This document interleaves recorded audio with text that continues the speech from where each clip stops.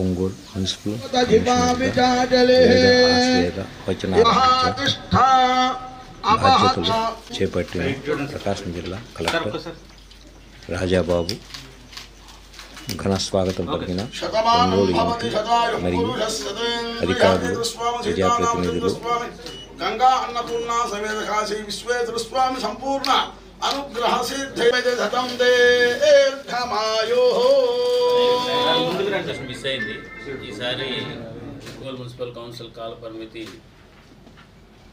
17తో close అవడంతో government special ఆఫీసర్గా Ongole municipal కార్పొరేషన్కి కలెక్టర్ని అపాయింట్ చేయడం జరిగింది.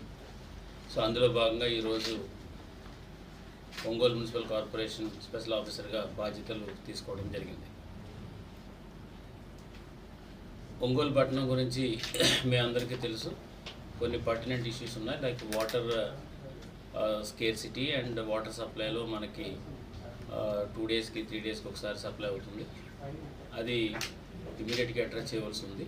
దానికి సంబంధించి అమృతిలో మనకి ఆల్రెడీ అరౌండ్ 450 crores టెండర్స్ కూడా అయిపోయి వర్క్స్ కూడా త్వరలో స్టార్ట్ అవుతాయి.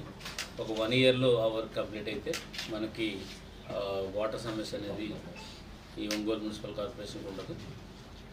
అదేవిధంగా దీంతోపాటు డెవలప్మెంట్ అనేది చాలా చాలా ఇంపార్టెంట్. సో దాని మీద కూడా మనం ఫోకస్ చేస్తాము.